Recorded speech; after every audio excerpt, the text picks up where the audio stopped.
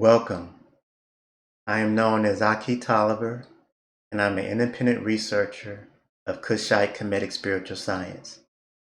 This is the last part of the four-part series of the greatest story ever stolen. This video will be talking about religion, and this is the second part of religion, where the first part was spoken of in video number 3.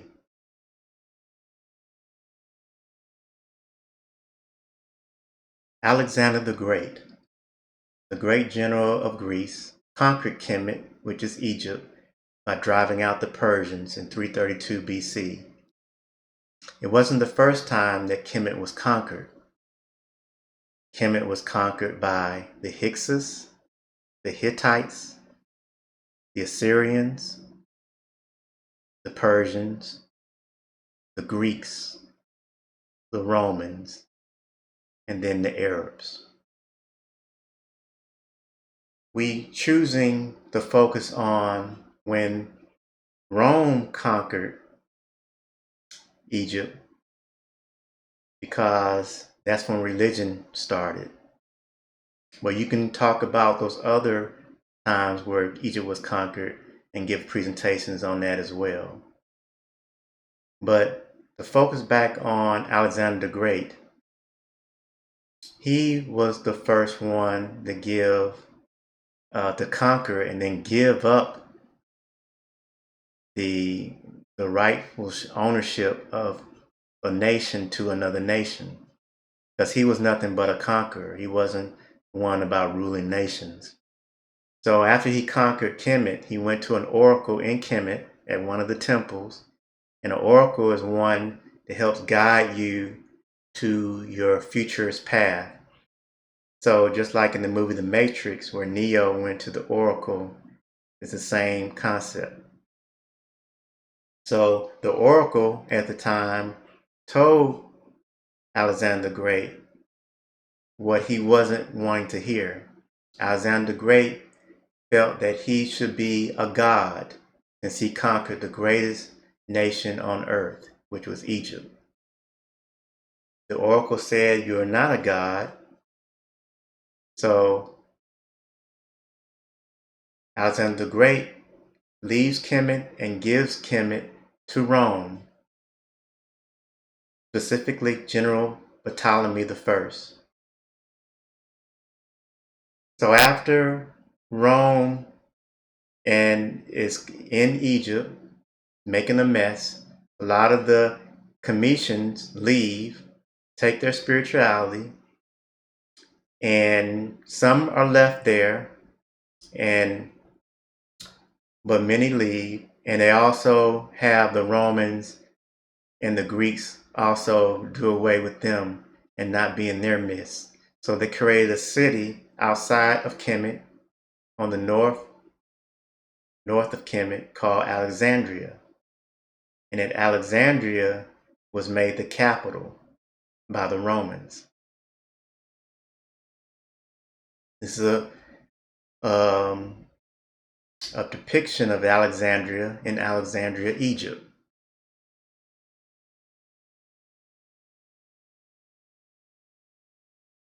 This is a library in Alexandria called Agora, and this is where all the stolen books and papyrus that were stolen from Kemet were kept and studied by the Greeks.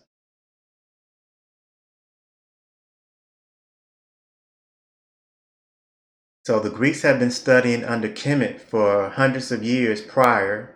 We have Plato, Socrates, Aristotle, all studied in Africa and Kemet, learned the ancient mysteries. And that's where mathematics, they learn mathematics. So mathematics, a lot of the things we hear, that Pythagorean theorem, pi, all the algebra equations originally came from Africa. For specifically algebra, where we finding x, and how they were using math to study nature. So x is the variable, and how everything is kept in balance by Mayat being the equal sign. So either side of the equal sign is supposed to be equal, the balance, the duality of Ma'at. So the X was the part that they were trying to find. So that's them, the Cometians, using math to find themselves and what the hidden part of nature. So all that algebra, calculus, math, all maths and sciences, the first writings on paper came from Kemet, on papyrus was invented. The mummification, where we learn the inside of the body and what the different parts did, all came from Kemet, knowing that the heart pumped the blood and as such. None of that was known outside of Africa. So this was considered the greatest library. The Library of Alexandria was considered the greatest library because of all the stolen knowledge that they had stolen from Africa.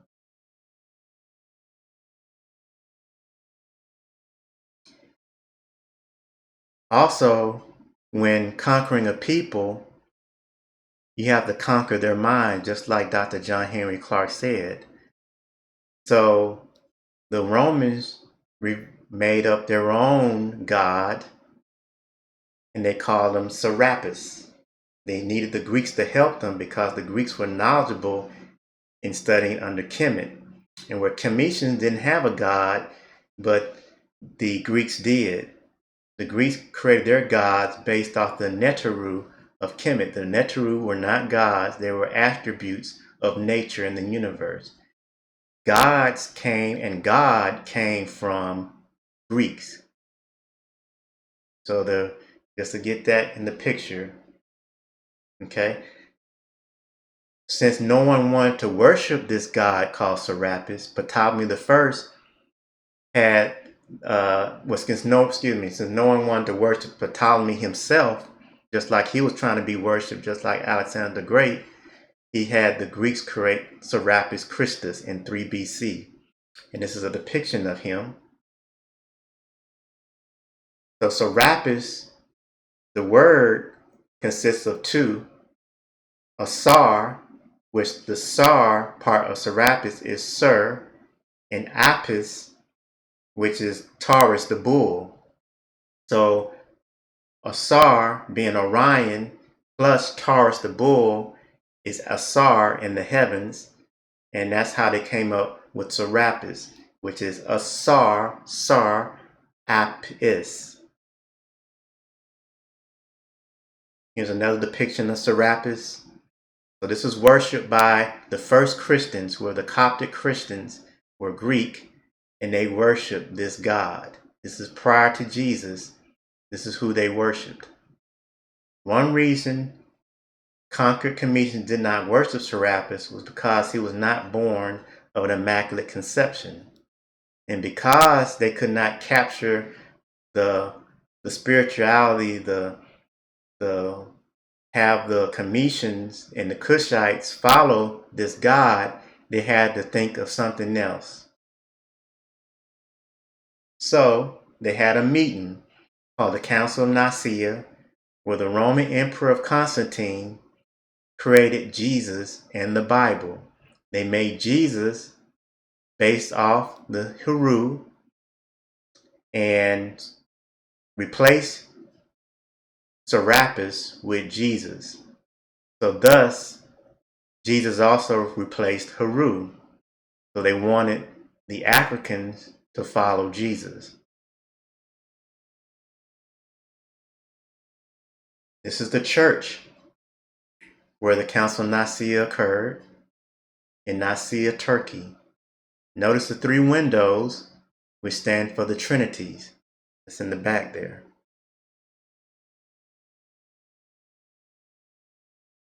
This is the oldest known picture of Jesus. Notice his dark brown color, and that's the 12 disciples next to him. So in 391 AD, the Roman Christian Emperor Theodosius banned Kushite-Kemetic spiritual science and Greek worshipping of their gods. His armies destroyed many Cometian temples and converted them into churches. He also burns down the Library of Alexandria. This is a picture of Alexandria here. In 483 AD to 465 AD, Roman Emperor Justinian closed the mystery temples and schools and replaced them with Christianity, and end the spread of the mysteries of Kemet and Greek philosophy.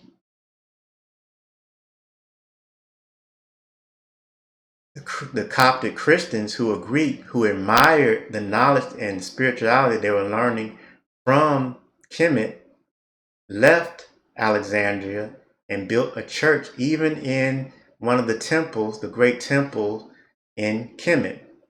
And this is showing a church within Karnak, which is one of the Kemetian temple, and that's the Nile River behind it. But also realize that the Arabs, when they drove out the Romans, built their mosque on top of the Christian church here. So that's what you see here is a mosque, which used to be a Coptic Christian church.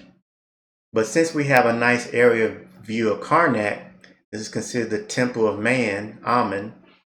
Notice that at the bottom right, it looks like feet of a man. And then above the church looks like the rib cage where the columns are. And in the very top left, which you can barely see, is the Holy of Holies, was the most spiritual part of the temple, which is the head of the temple. And that's where the boat of Ra was kept, in that head in the Holy of Holies. And an initiate who wanted to study, and if he was allowed to study in the temple, took them 40 years to go through the front door of that temple and to, as they, through those 40 years, enter the back part. So they had the different levels of the ancient mystery schools, just to give you some history. But notice also what this is showing, that religious people, those of the Christian church and the Arabs of the mosque, are not respecting the spirituality of other people and them building their church inside of this holy temple of Kemet. This is also a depiction of disrespect, where we see a Coptic cross carved into a column in Kemet, replacing the symbol of life, which is the Ankh.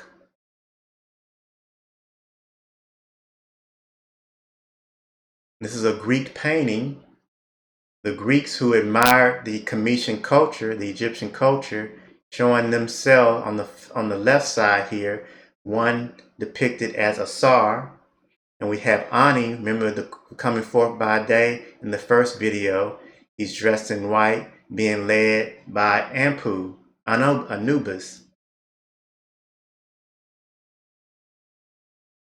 Here's a closer picture of Anubis, Anpu, and notice the many circles with the horizontal and vertical lines in his garment. Also on the left side, where we have the Greek dressed as a Sar, we have those red X's on he's mummified. So what does that red X mean? The red X symbolizes the mummified Osiris, Orion. And here we show the mummified person with the red X, and he's in white. And he has the phalanx that was created by Tahuti, the fake phalanx, because nobody's phalanx is that big, that's fake. And and the first letter of phalanx is P. So we have the X and the P.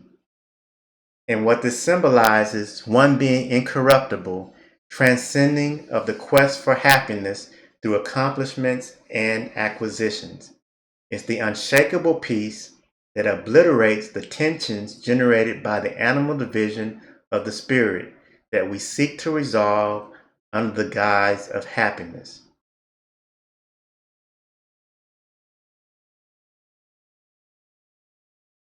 Here is Amen, his arms raised like Orion, like a Sar, with the phalanx, the P, standing on the square.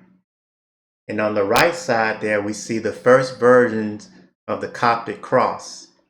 So it went through various versioning here. We see the X and the P. We see here Orion, Asar, which is Orion in the heavens, holding the crook and flail as an X, holding it as an X, and that's the X part of the X and the P.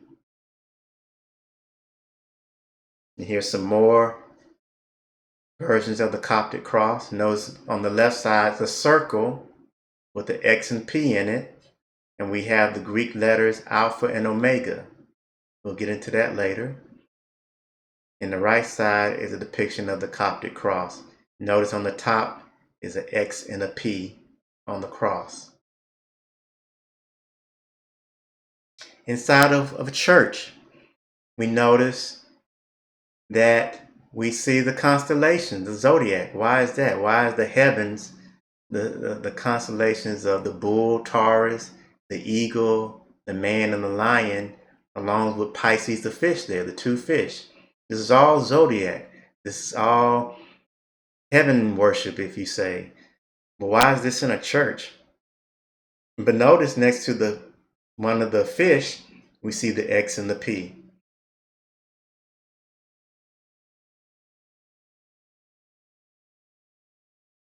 So the Ankh, which predates the Coptic cross, is we have on the left, and it's a circle at the top, and that represents the womb of a woman. The horizontal line is the fallopian tubes of the woman, and the bottom part of the Ankh is the phalanx. So the man and the woman come together, create life through the fallopian tubes. Where a baby is born, the egg meets the sperm, and that's life. There's no symbol for death prior to religion. In the middle, we have the Coptic cross. Notice the similarities to the Ankh. There's also a circle at the top, but this circle has a horizontal line and a vertical line. And then later, the Christians moved that circle to the middle, and there you have it, the Christian cross.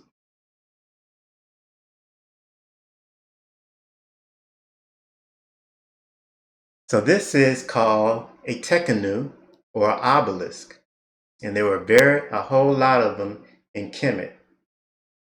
Here is one shown in Karnak Temple, and where the one on the right was probably taken in some European country, but there's many around the globe that were stolen from Kemet. But could the church have taken some too? Let's see. This is Vatican Square in Rome, and this is an aerial view. And if you look real close, it's a circle in Vatican Square. It's a circle. It looks like a horizontal line, a vertical line in the circle, but also an X in that circle. And what else have we mentioned recently? There was an X and a P. But let's look closer within that circle. What is that? A tekenu, resembling the phalanx of Orion, the phalanx of Asar. That's an X and a P within a circle in front of the church. Now, people have to pass by this to enter the church. And look how big it is. Those look like little ants compared.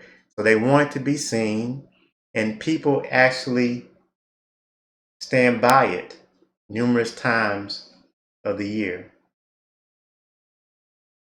So again, we see on the left the X and the P within a circle, the Alpha and Omega. If Kemet worshiped many gods per se, why does the church, who is against polytheism, have this symbol in front of their church? These are steeples of churches. They look like tekenu as well, obelisks.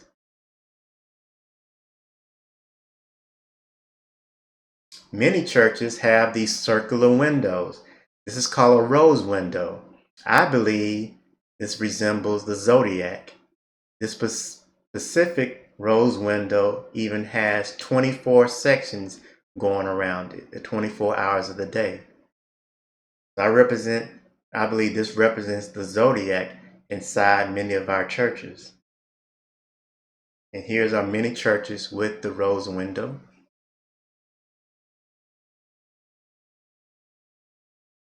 This is in Israel, the Israelites, the ones who are worshiping the calf, the one that Moses brought out of Egypt, so supposedly because Kemet was enslaving them. Even in Israel, they have a circle with a horizontal and vertical line in their square with a phalanx in the middle, a tekenu in the middle there.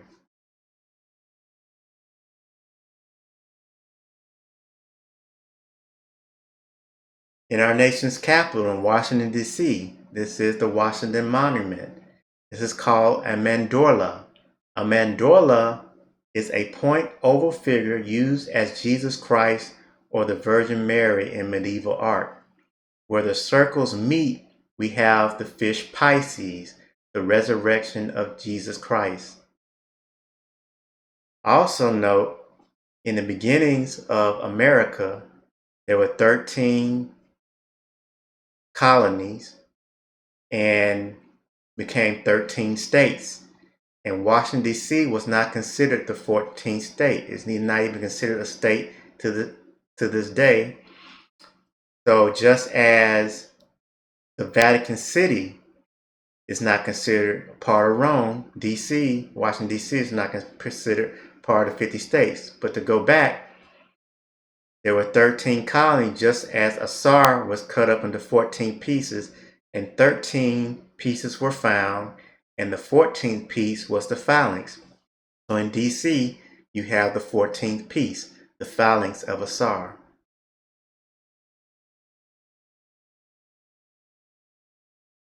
And here it is. This represents Jesus with two circles crossed. You have this sign.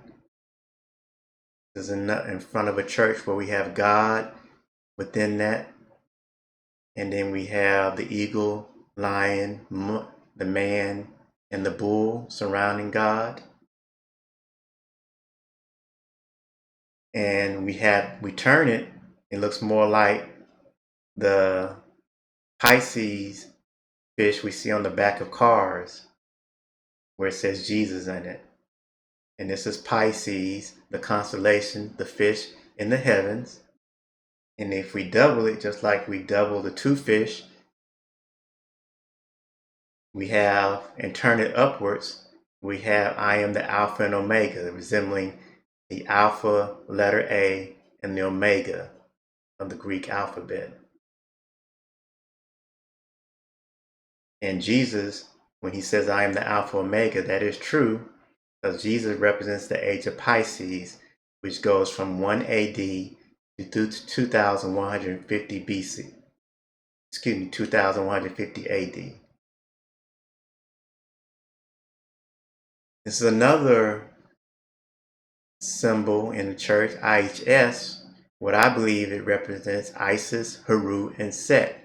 So Christianity wanted to do away with the Sarianship, which is not the worshiping of a Sar, but being a Sar and believing that you are a Sar, you are the universe, you are divine, you are one, that you're the spirit, where a Sar was over the netherworld, over the hidden, where one soul meets him and you become hidden, impenetrable. You're like nothing, the unseen, like below the horizon. That's Asar. And that you, through following Maya, become with your ancestors among the heavens. So that's what I believe this symbol means. And it also has the cross on Heru, the H.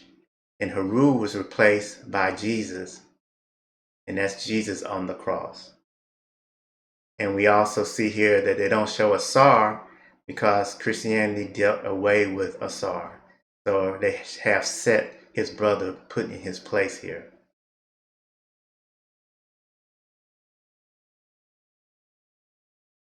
In Kemet and Dendra's temple, the Cometians believe Haru was born in Dendra's temple, and that's where he was born on the left. He was not a real person again.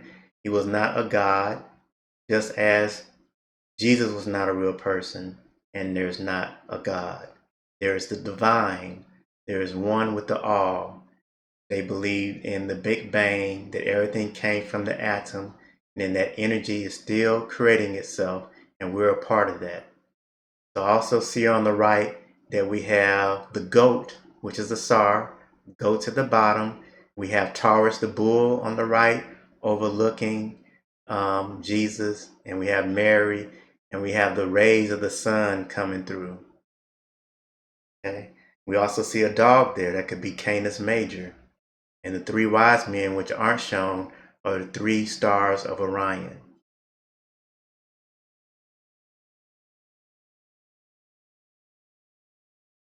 This is Haru baptizing Amun-Ra. Remember, Amun has ram horns and the sun above his head. So baptism existed prior to religion. They used to baptize the initiates when they were in the schools, in the ancient mystery schools, to have them proceed to the next level of their learning. So baptism was done at the temples. Where God created Adam from the earth comes from the story of Khnum, the divine potter, fashioning men from clay. So that's Khnum there, creating man from clay. So this predates religion. Isaiah chapter 64, verse 8. Yet, O Lord, thou art our Father. We are the clay, and thou art our potter. We are all the work of thy hand. Isaiah chapter 64, verse 8. Asar represents the tree of life, the Pal et Neteru, or the Zodiac, knowledge of good and evil, which is Mayat. Genesis chapter 9, out of the ground the Lord God caused to grow every tree that is pleasing to the sight and good for food, the tree of life also in the midst of the garden, and the tree of knowledge of good and evil. Now a river flowed out of Eden to water the garden, that's the Milky Way, and from there it divided and became the four rivers, the four pillars of the Zodiac.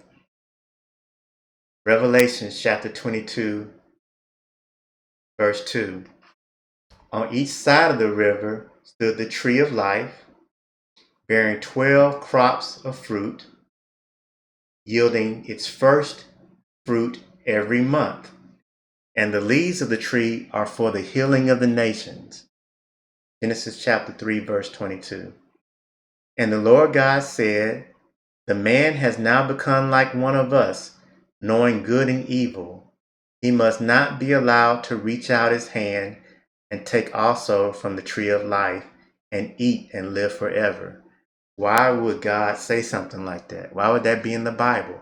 Remember that the Bible was created by conquerors, and they were trying to have the people who they conquered not follow Asar, to not follow the tree of life, which is the Zodiac.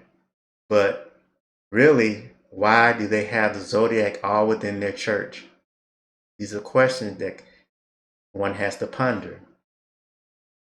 Deuteronomy chapter 4, verse 19. And beware not to lift up your eyes to heaven and see the sun and the moon and the stars, all the host of heaven, and be drawn away and worship them and serve them, those which the Lord your God has allotted to all the peoples under the whole heaven.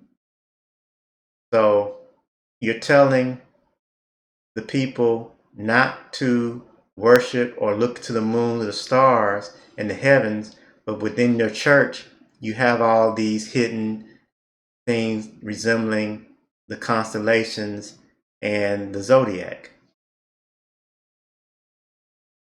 Contradiction there. but it's hidden from the people who study that religion.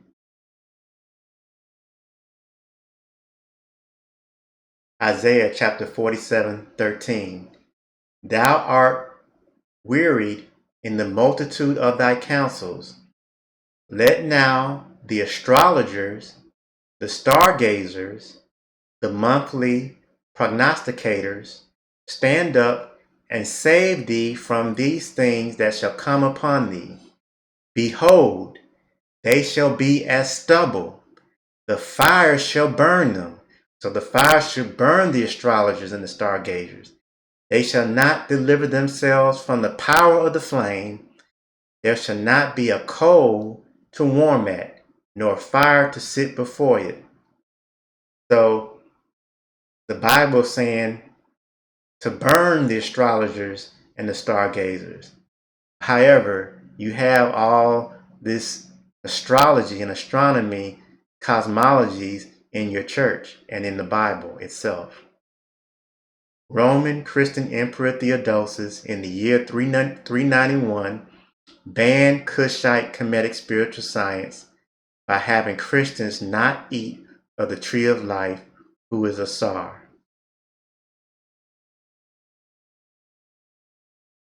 And that concludes religion. So hopefully by these 4 videos that one comes to an understanding how religion came to be, how it still is, and how a lot of the secrets are kept purposely from the masses, and how we were a very spiritual people prior of religion coming into being, and that one can leave the church and still be a spiritual person, to follow Mayat, to have no fear of death, to be at peace with your fellow man and within yourself, to not let things perturb you, to be a greater person.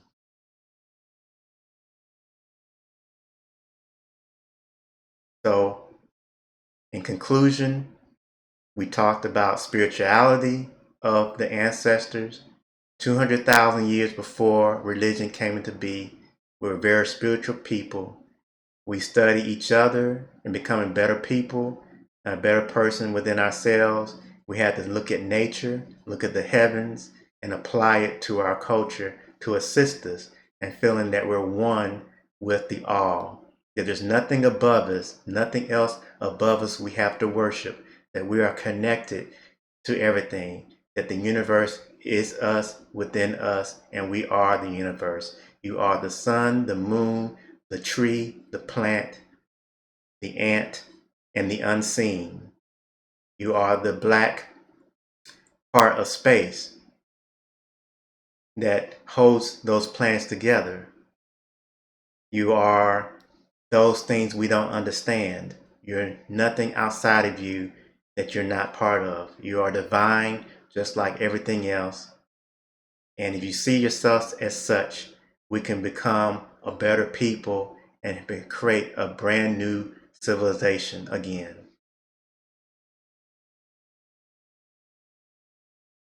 These are the books I recommend one to get. You can go to Amazon.com or your African bookstore in your city. These are some of our elders and ancestors, the authors of those books, who study African as their main modern was historians in schools. And you can find their videos on YouTube.